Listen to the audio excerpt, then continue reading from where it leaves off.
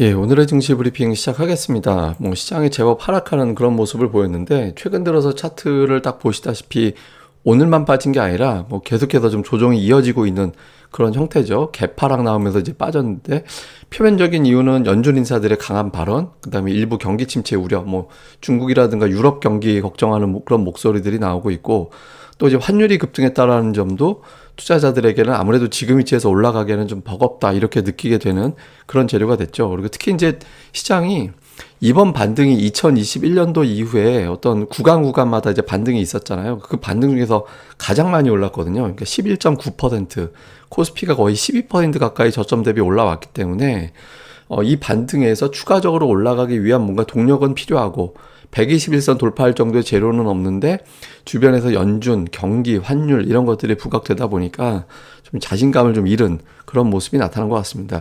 중요한 위치는 61선입니다. 그러니까 61선이 저항으로 작용하다가 이제 밀고 나갔던 그런 위치였거든요. 그러니까 반대로 지지선이 돼야 되는 자리가 됩니다. 그래서 2450포인트 정도 되는데 외국인들의 수급이 버텨준다라면 이 부근에서 지지, 만약에 깨지게 된다라면 저점과 고점의 절반 2400이 다음 지지선이 될 수 있으니까 지금으로서는 가장 좋은 건 그냥 2450에서 어떻게든 버텨내는 게 제일 좋죠. 왜냐하면 2400이 되면 그때는 2400이 지지가 된다가 아니라 다음 지지선이다 이 정도기 때문에 또 이제 부담이 될 수 있거든요. 그러니까 1차적으로 이제 현재 정도 전후에서 버텨지느냐 이게 이제 중요한 변수가 될 것 같습니다. 하락을 유발했던 여러 요인 중에서 하나가 이제 환율이 급등했기 때문인데 환율을 자극한 재료가 무역 수지였잖아요. 무역 수지가 이제 100억 달러 정도 적자가 났거든요. 근데 보시면 반도체 수출이 줄어들었다라는 게 상당히 좀 특이한 현상이었고 수입은 석탄이 140%나 비용이 이제 증가가 됐고 그다음에 이제 원유라든가 가스 이런 쪽 주로 이제 에너지 쪽에서 많이 이제 수입이 증가가 됐는데 반면에 이제 주력 어떤 수출 품목이라고 할 수 있는 데서는 그만큼 따라가지 못하는 그런 형태가 되면서 무역 적자가 커졌죠. 특히 누적이 250억 달러 정도 되는데 지금까지 이번 달에만 100억 달러 적자가 나와 버리니까 환율이 아무래도 나가는 달러가 더 많다는 얘기고 이렇게 되면 환율이 버티기가 어렵다 이렇게 되면서 오늘 이제 원달러 환율이 1340원까지 밀고 올라가는 지난 주말에 넘어왔던 게 1335원이긴 했는데 거기서 밀려 내려오지 못하고 더 밀고 올라가는 그런 형태가 됐죠. 근데 사실은 환율은 달러 인덱스 때문이거든요. 오늘 이전까지 어떤 환율 움직임을 보면 거의 비슷하게 달러 인덱스 때문에 올라간 거예요. 그러니까 우리나라 원화가 약하다기보다는 달러가 강해서 이렇게 밀고 올라가는 측면이 좀 있었거든요. 그래서 우리나라 자체적으로 어떻게 해결할 수 있는 상황이 아닌데 오늘은 이제 중국의 어떤 위안화 문제라든가 우리나라 이제 무역 적자가 좀 겹치면서 환율 상승폭이 커졌습니다. 근데 일부에서는 환율이 올라갔는데 왜 외국인들이 매수하지? 근데 과거를 보면 2008년도 이후에 이제 달러 인덱스하고 외국인들 매매 추이하고를 제가 이제 전부 데이터 뽑아서 한번 그려봤거든요. 그러니까 달러 인덱스가 강세를 보이는 국면에서도 외국인들 매수가 이어지는 경우가 종종 있었어요. 예, 그러니까 새삼스럽게 달러가 올라갔다 내려갔다 가지고 외국인 투자자들이 바로 여기에 이제 반응한다 이렇게 보기는 어렵습니다. 근데 일정 수준이 넘어가게 되면 이거는 이제 외국인 투자들이 보기에는 금융위기급의 위기다 이렇게 되면 이제 수급이 좀 달라질 수 있겠죠. 그러니까 제가 보기엔 지금이 조금 임계점 근처인 것 같아요. 그래서 여기서 더 올라가지 않고 제가 보는 최대치는 1370원이거든요. 현재 위치에서 놓고 볼 때 거기서 밀고 내려가지 못하면 지금 매수하던 외국인 투자들도 돌아설 가능성이 있어서 지수도 그렇고 환율도 그렇고 상당히 좀 아슬아슬한 구간으로 왔다 이렇게 보면 될 것 같습니다. 근데 일부에서는 잭슨홀 회의 때까지는 시장이 좀 어렵다 이렇게 얘기를 하잖아요. 근데 사실 이게 대단한 게 아니거든요.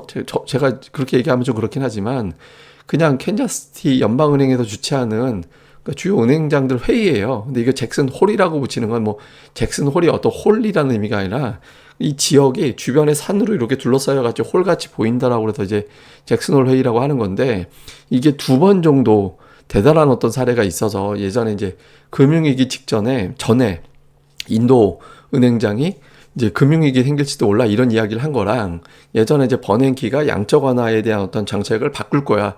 그러니까 이런 발언을 한 적이 있어서 혹시 여기서 뭔가 큰 힌트가 나오지 않을까? 그래서 이제 주목을 하는 거거든요.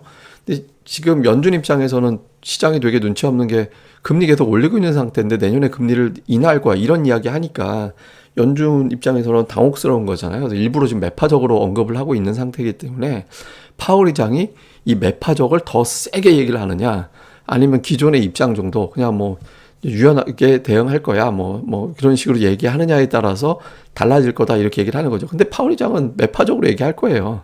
어차피 매파적으로 얘기할 건데 그 발언을 어떻게 해석하느냐에 따라 달려 있죠. 근데 제가 보기에는 해석을 어마어마하게 매파적으로 하지는 않을 것 같습니다. 그러니까 뭐 잭슨홀 회의에 대해서 너무 목숨 걸고 기다릴 필요는 없는데 어쨌든 시장 자체는 그때까지는 한쪽으로 치우쳐서 방향 잡기는 어렵다 이렇게 보면 되겠습니다. 그러니까 수급은 외국인들 때문에 오늘 빠진 게 아니죠. 딱 봐도 외국인 투자들은 선물 옵션 쪽은 변동성의 베팅을 줬지만 코스피, 코스닥 양시장 다 매수하는 모습을 보였거든요. 오늘 시장 하락은 기관 때문에 빠진 거예요. 그러니까 기관이 양시장 합쳐서 4천억을 팔아버렸잖아요. 그러니까 오늘은 기관 때문에 시장이 빠진 거였고 외국인 투자들 같은 경우는 제가 계속 말씀드렸던 3대 축, 전기전자, 2차 전지, 자동차 이 축 그대로 매수하고 있거든요.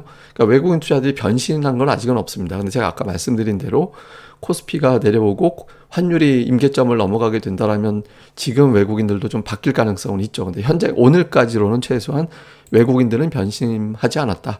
코스닥 쪽에서도 2차 전지주 매수하고 있고 엔터주 이제 매수하는 이제 종목이 매수하고 그 외에는 종목별로 골라 담기. 기관 투자자들 같은 경우는 이제 동성화인텍은 사실 제가 오늘 제 고릴라 리서치에 분석을 올릴 종목인데 어쨌든 동성화인텍을 제일 많이 매수를 했고 그 다음에 이제 종목들별로 보면 특정 업종을 담았다라기보다는 이제 종목 업종 내에서 골라 담는 워낙 매도를 많이 했기 때문에 기관이 뭐 업종을 통째로 담을 수 있는 환경이 아니죠. 그래서 어쨌든 좀 골라 담는 그런 형태를 보인 게 특징이었습니다. 중요한 건 외국인들이 적어도 오늘까지는 안 팔았던 것 같아요. 안 팔았습니다. 주요 이슈는 연준 인사들의 발언 이외에 달라진 게 있냐?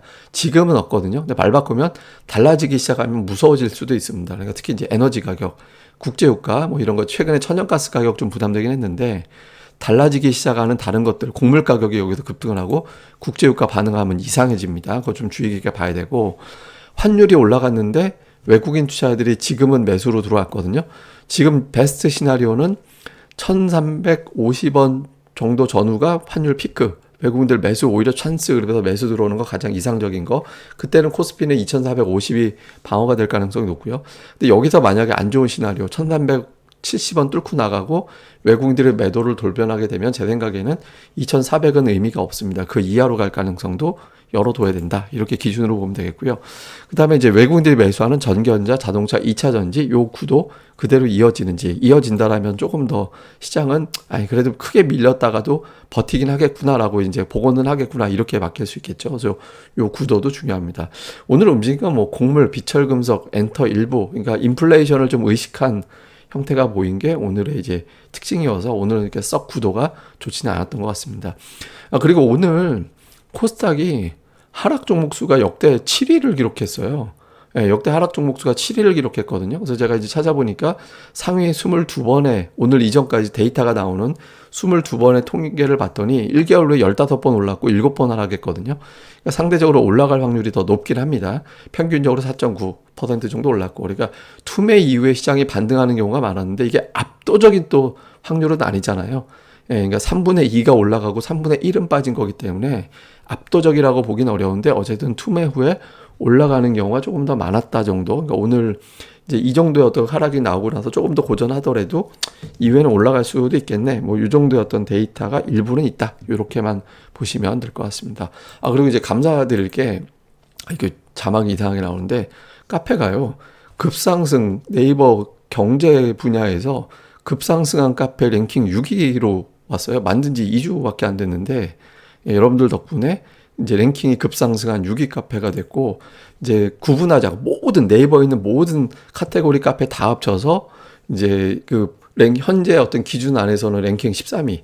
그러니까 새싹 등급인가 등급 내에서 13위까지 올라왔더라고요. 그래서 너무 감사합니다. 여러분들이 많이 2주 만에 이렇게 순위 나오는 건 저도 처음 봤는데 덕분에 이제 많이 좋아졌습니다. 그래서 이제 네이버에서 고릴라 리서치라고 검색을 하시면 저희 카페 오실 수 있고 특히 이거 좀 공부 좀 많이 해주셨으면 좋겠거든요. 종목 리포트에 추천이 아니라 종목 공부하는 그런 거 많이 올리고 있으니까 이거 뭐 저희가 뭐 추천으로 올리지는 않아요. 왜냐면 뭐 그걸 매매를 뭐 책임져 드릴 것도 아니니까. 근데 공부는 좀 많이 했으면 좋겠거든요. 그래서 종목 리포트 많이 좀 봐주셨으면 좋겠습니다.